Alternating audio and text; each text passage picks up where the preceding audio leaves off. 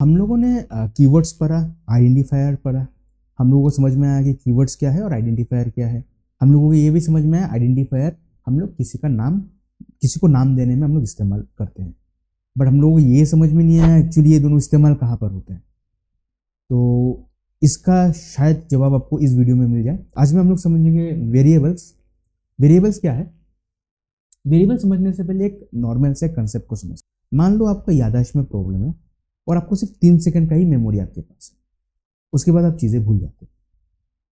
मैं आपको बोल रहा हूं कि 10 प्लस 20 को प्लस करने के लिए। रिमेंबर, आपको याददाश्त में प्रॉब्लम है, आपको सिर्फ 3 ही सेकंड का आपके पास याददाश्त है, उसके बाद आप भूल जाते हो। अभी 3 सेकंड का याददाश्त काफी छोटा होता है।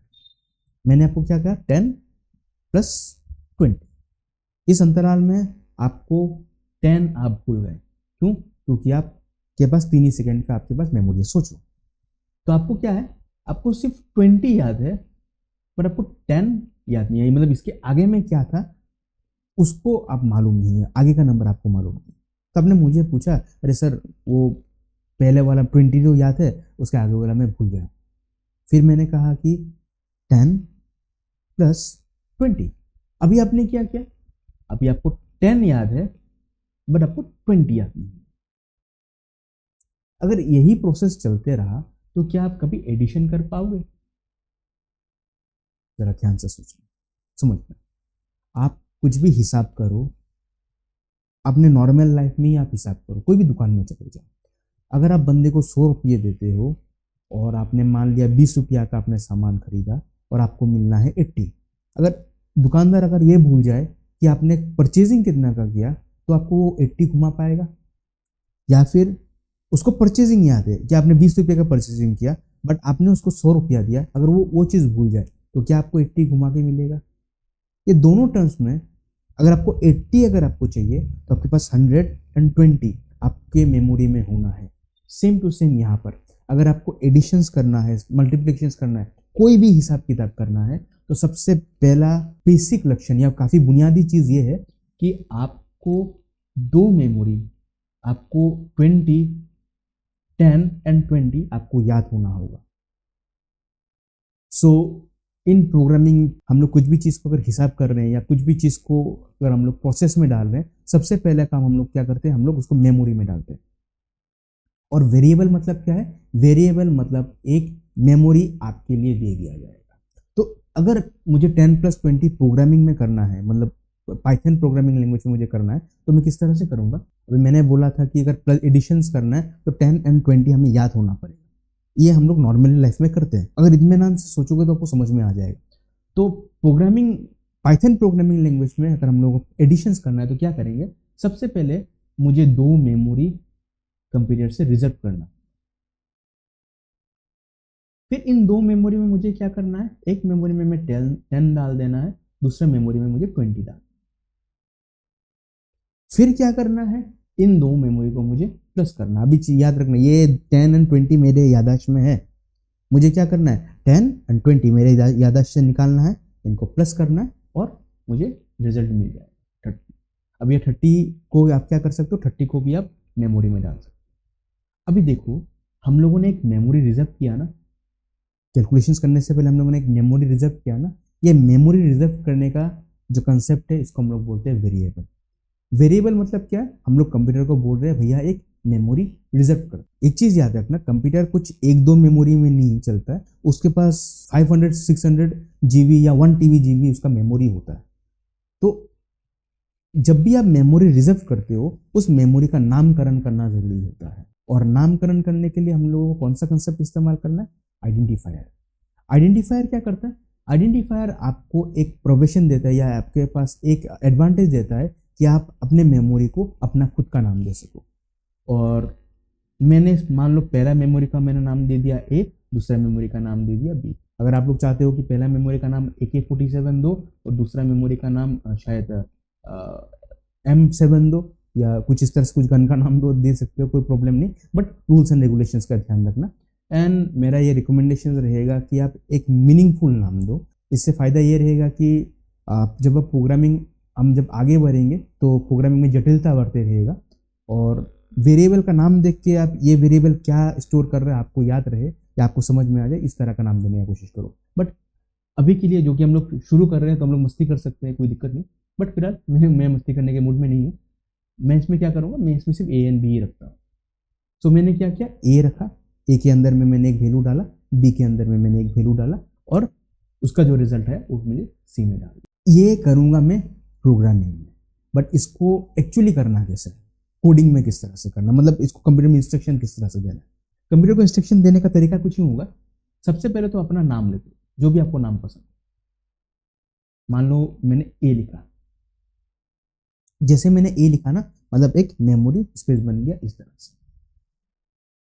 फिर याद रखना मैंने 10 को यहां पर डालना, 10 को उस मेमोरी में डाल देना है, रिमेंबर।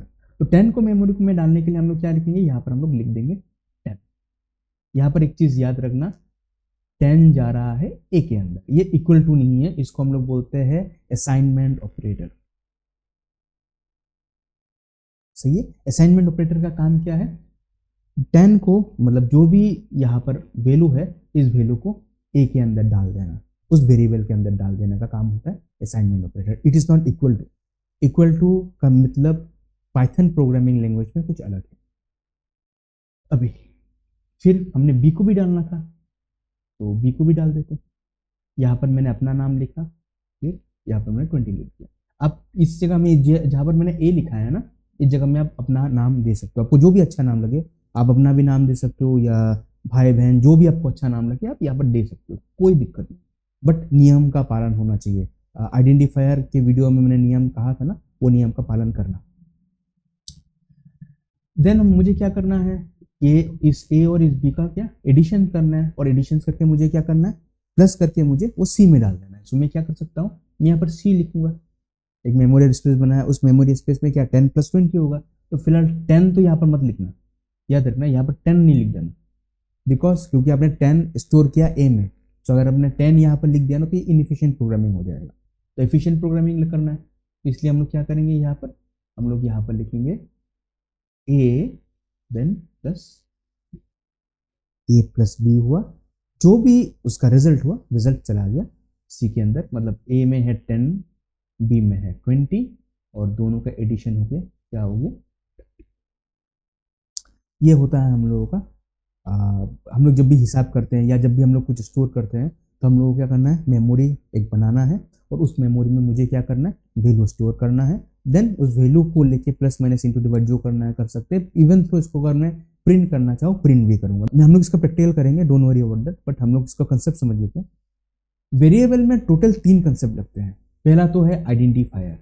आइडेंटिफायर क्यों, क्योंकि एक मेमोरी एड्रेस बनाने के बाद उसमें उसको नाम देना होता है। अगर नाम नहीं दोगे तो वो क्या, वो मेमोरी एड्रेस कहीं गुम जाएगा। सो उसके लिए मुझे क्या करना होगा, मुझे एक नाम देना होगा। सो आइडेंटिफायर या आइडेंटिटी करने को, मतलब उस पर्टिकुलर मेमोरी को मुझे आइडेंटिफाई करना है, या आइडेंटिटी करने के लिए मुझे आइडेंटिफायर की कंसेप्ट का इस्तेमाल करना है।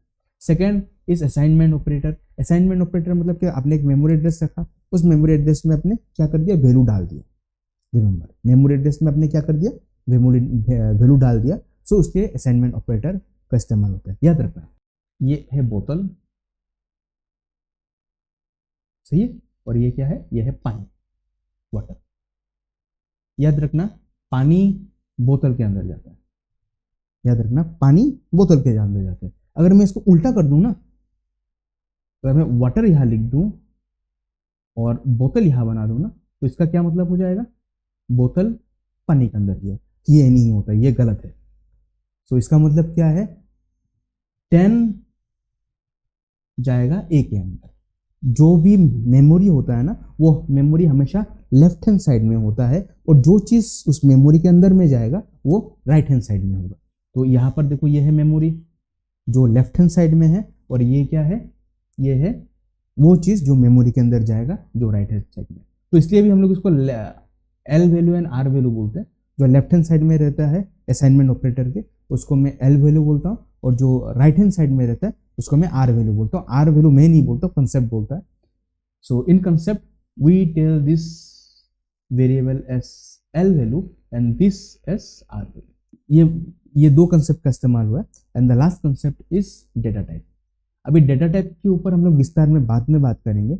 अभी इतना तक चीज समझ लो, डेटा टाइप यहाँ पर इन पाइथन लैंग्वेज में डेटा टाइप डायरेक्टली इस्तेमाल नहीं होता, ये इनडायरेक्टली इस्तेमाल होता है, बट जानकारी रखना जरूरी है। इसलिए क्योंकि डेटा टाइप का काम आगे जाके बहुत बढ़ जाता है। इवन थोड़ा जब आप डाटा स्ट्रक्चर पढ़ते हो तब डेटा टाइप का ही काम आता है। फिलहाल इतना चीज समझ लो, वेरिएबल बनाने के लिए हम लोग को 3 चीज का जरूरत होता है। First is assignment operator, third second is identity मतलब identifier concept, and the third and the last one is data type. First assignment operator, second identifier concept and third data type. ये 3 चीजों का इस्तेमाल होता है। डाटा टाइप इनविजिबल वे से काम करता है। So variable is a very important concept. अभी हम लोग इसका प्रैक्टिकल समझते हैं। प्रैक्टिकल इसका किस्सा क्या है करना है। मान लो 10 और 20 को प्लस करना है, तो क्या करता हूँ मैं, एक मेमोरी स्पेस बनाता हूँ जो कि ए, इसके अंदर में क्या डाल देता हूँ 10। याद रखना पानी बोतल के अंदर जाएगा तो लेफ्ट साइड विल बी क्या है, एम्प्टी स्पेस होना होगा, उसमें कोई कांस्टेंट नहीं डाल देना उसमें, या ऐसा कुछ मत डाल देना कि उसके अंदर कुछ जा ही ना पाए।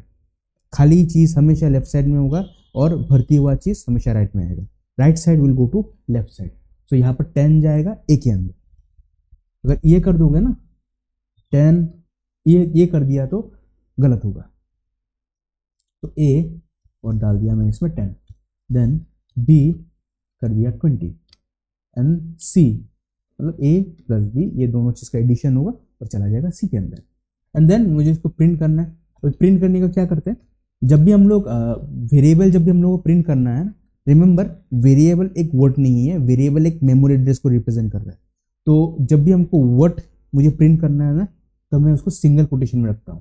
तो इसमें आएगा प्रिंट सी, बट मुझे अभी सी प्रिंट नहीं करना है, मुझे 30 प्रिंट करना है। मतलब सी के अंदर में जो वैल्यू है, सी मेमोरी स्पेस के अंदर में सी मेमोरी स्पेस के अंदर में जो भी वैल्यू है मुझे उसको प्रिंट करना है। जब भी हम लोग वेरिएबल प्रिंट करते हैं तब हम लोग सिंगल कोटेशन, डबल कोटेशन या ट्रिपल कोटेशन के अंदर में रखते हैं, उसको हम लोग बिल्कुल इंडिपेंडेंट रखते हैं। तो इसको ये हम लोगों का बन गया प्रोग्राम। और सिर्फ यहाँ पर 2 चीज का ध्यान रखना है। पहला कि बोतल लेफ्ट साइड में रहेगा और वैल्यूज राइट साइड में रहेगा, मतलब पानी राइट साइड में रहेगा। उल्टा पुल्टा नहीं करना, पानी को लेफ्ट साइड में और बोतल को राइट साइड में नहीं रखना, खाली चीज हमेशा लेफ्ट साइड में रहता है, जो कि यहाँ पर हमने समझा। दूसरा, अगर कुछ भी मैसेज प्रिंट करना है, हेलो वर्ल्ड या इस तरह की कुछ भी चीज प्रिंट करना है, तो आप सिंगल कोटेशन का इस्तेमाल करना। अगर वेरिएबल के अंदर का अगर वैल्यू इस्तेमाल करना है तो उसको सिंगल कोटेशन में मत रखना, डायरेक्ट वेरिएबल का नाम दीजिए। दिस इज यहाँ पर हम लोगों ने ये समझा। एंड एडिशंस, ये सारा चीज तो हम लोगों ने थ्योरी में करती है। इसको हम लोग क्या करते हैं, सेव करते हैं Ctrl+S, और मैं इसका शॉर्टकट इस्तेमाल करता हूँ F5। मैंने शॉर्टकट इस्तेमाल करना शुरू कर दिया, और वीडियो देखते देखते भी आप शॉर्टकट सीख सकते हो, कोई दिक्कत नहीं है। लॉन्ग कट क्या है, रन में जाएंगे और रन मॉड्यूल्स। खैर देखो 30 आ गया, देखो 30। सो वेरिएबल का हम लोग इस्तेमाल इस तरह से करते हैं। अभी एक चीज याद रखेंगे, आप इस वीडियो के बाद आप घर में क्या करोगे, मैंने प्लस कर दिया, आप माइनस इंटू डिवाइड सारी करोगे। मैंने 2 वेरिएबल का इस्तेमाल किया, आप 3 4 5 6 10 11 12 जितना सारा वेरिएबल पता चल गया। जो भी आप पागलपंती करना चाहे पागलपंती करिए। एंड बट ये वीडियो देखने के बाद आप प्रैक्टिकल कीजिए। Even though if you don't have computer, आपके पास मोबाइल होगा, मोबाइल से कीजिए। मोबाइल में ऑनलाइन एडिटर मिलेगा आपको पाइथन के लिए, फ्री ऑफ कॉस्ट, उसमें आप कर सकते हो। Thank you.